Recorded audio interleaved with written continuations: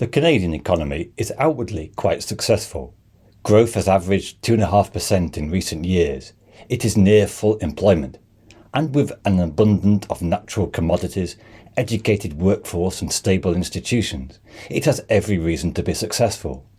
In terms of GDP per capita, it ranks 20th, slightly higher than the UK in 24th.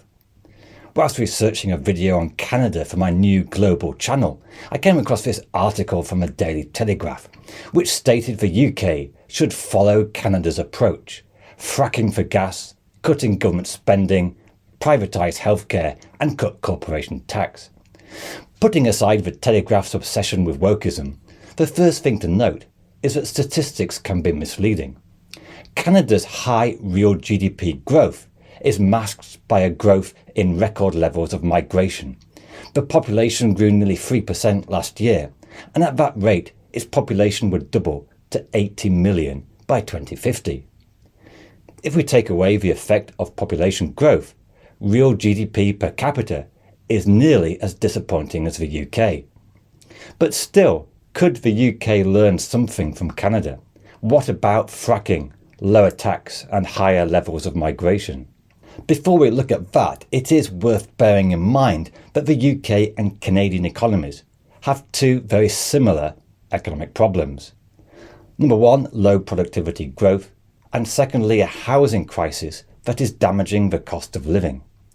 If we take a look at productivity first, we can see that both countries are doing pretty poorly. The UK is a bit worse. The UK was hit hard by the financial crisis and has not really recovered. Canada was largely protected from a global financial crisis, but it has slipped behind in recent decades. Not drastically bad, but not good either. It struggles to innovate and develop companies with a global dominance. The fate of BlackBerry is perhaps symbolic of Canada's multinational companies.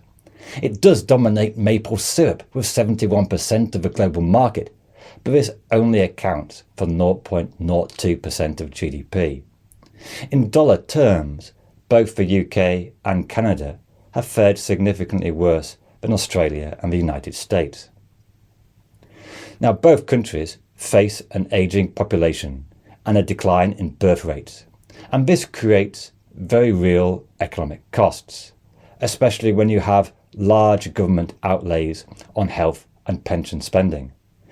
A simple solution to the problem is to encourage migration. Young, skilled workers fill labour shortages and help increase real GDP. Immigrants increase both labour supply and demand for labour. In the right circumstances, immigration can also be a spur to improving the real wages for native-born workers too, but that would require a separate video, maybe coming soon. But also, as Canada is finding out, migration is no guarantee to boost average incomes.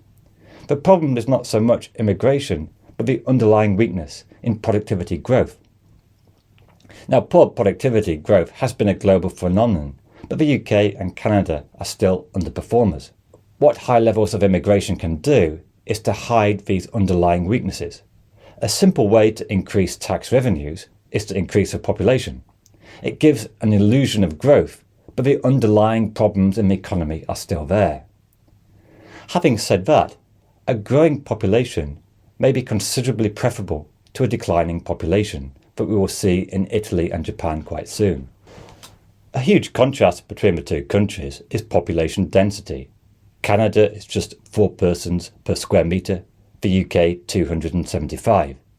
This makes immigration even more desirable for a country like Canada. One reason for low productivity is that a very low population density is less efficient. In theory, there's no shortage of land to grow the Canadian population. The problem is that modern economies are increasingly focused on large cities to the detriment of small towns. Most jobs in IT and the service sector are based in the biggest cities with the best connections.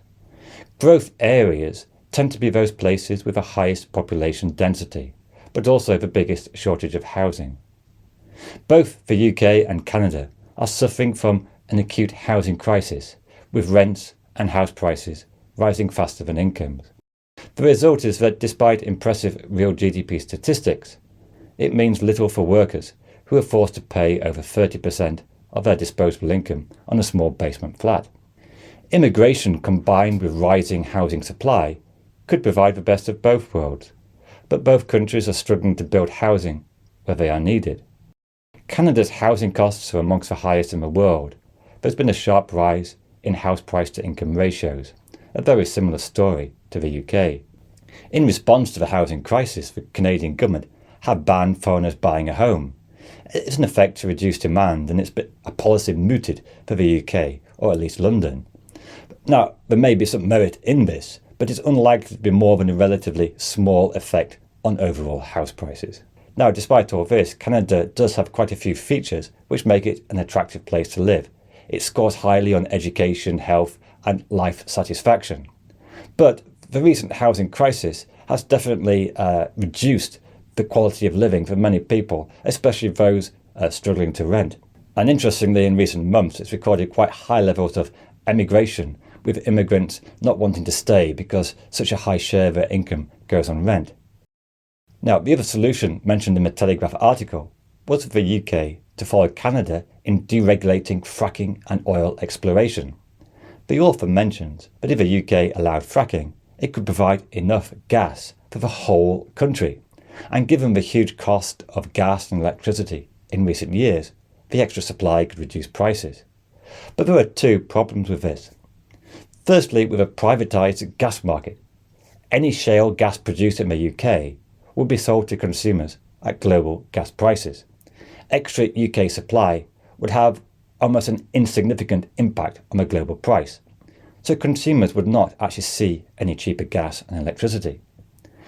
The second issue is that there's a huge difference between fracking in Canada, with a population density of 4 people per square mile, and fracking in the northwest of England. In Lancashire, any fracking site would be within very short distance to a major population conurbation. The UK's oil days are basically over. Even the government's recent decision to allow more drilling for oil in the North Sea is more symbolic than anything else. It makes people who like the idea of drilling for oil feel better, but in terms of global or even UK supply, it's marginal at best. To overcome the long-term problems of the UK, there needs to be a vision to look beyond a declining oil and gas industry. Even Canada cannot just rely on commodities. Although the economy is more diversified than many oil giants, it still suffers from an element of the Dutch disease, with manufacturing and the service sector failing to gain a global reach and suffer from relatively low levels of innovation and new patents. Both countries rely heavily on international trade. The UK has suffered from disruption to trade with Europe and has failed to gain a free trade agreement with America. Canada also relies heavily on trade with its southern neighbour. But a Trump victory in November could impel NAFTA, which would definitely harm Canada's exports. And Canada, like the UK really, is also exposed to a slowdown in growth in China and Europe. Trade can be a great engine of growth, but it also makes economies susceptible to global headwinds.